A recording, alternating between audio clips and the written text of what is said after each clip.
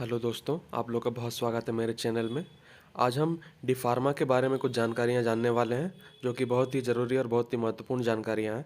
आपको अपने स्क्रीन पे कुछ पॉइंट्स दिख रही होंगी, जिनको हमने लिखा है।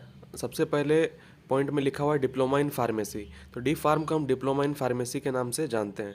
ये एक डिप्लोमा डिग्री कोर्स होता है।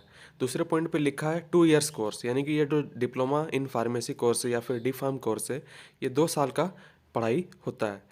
तीसरे नंबर पे एलिजिबिलिटी की बात की गई है।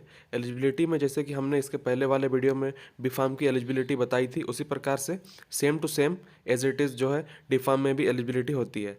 आईएससी विथ पीसीएम और पीसीबी, यानी कि आपको इंटरमीडिएट साइंस के थ्रू से करना होगा और उसमें भी आप मैथ या बायोलॉजी बैकग्राउंड के हो सकते हैं।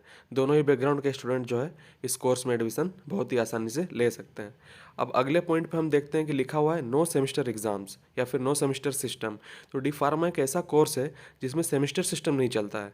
जैसे कि हमने इसके पहले वाले वीडियो में बात की थी बी फार्मा के बारे में, उसमें जो एग्ज़ाम्स चलते थे वो सेमेस्टर वाइज चलते थे, 8 सेमेस्टर की पढ़ाई होती थी। ऐसे इसमें डिप्लोमा के कोर्स में नहीं होती है। डिप्लोमा के कोर्स में ईयर वाइज एग्ज़ाम होता है, जो कि अगले पॉइंट पे लिखा गया है। और लास्ट पॉइंट पे हम अगर देखते हैं तो उसमें लिखा है एग्जिट एग्ज़ाम। एग्जिट एग्ज़ाम एक ऐसा एग्ज़ाम है जिसको कि फार्मेसी काउंसिल ऑफ इंडिया और पीसीआई ने भी अभी लाया है। और इस एग्ज़ाम के तहत जो डिप्लोमा के स्टूडेंट होते हैं वो अपनी डिग्री कंप्लीट करने के बाद उनकी जो हॉस्पिटल की ट्रेनिंग होती है वो कंप्लीट करने के बाद उन्हें एक एग्ज़ाम देना होगा, जिसको कि हम एग्ज़िट एग्ज़ाम के नाम से जानते हैं। तो एग्ज़िट एग्ज़ाम जब तक डिप्लोमा के स्टूडेंट क्वालिफाई नहीं कर जाते हैं, उनको जो है जो लाइसेंस होता है डिप्लोमा इन फार्मेसी का, जो कि आपको कोर्स करने के बाद प्रोवाइड किया जाता है फार्मेसी काउंसिल ऑफ इंडिया या फिर स्टेट फार्मेसी काउंसिल से। ये दिया तो जाता है स्टेट फार्मेसी काउंसिल से।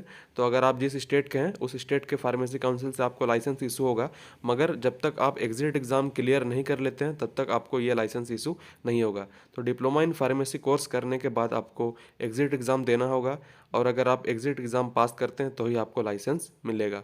तो इस प्रकार से ये बहुत ही महत्वपूर्ण और बहुत ही ज़रूरी जानकारियाँ आप लोग के लिए थी डिप्लोमा इन फार्मेसी से रिलेटेड।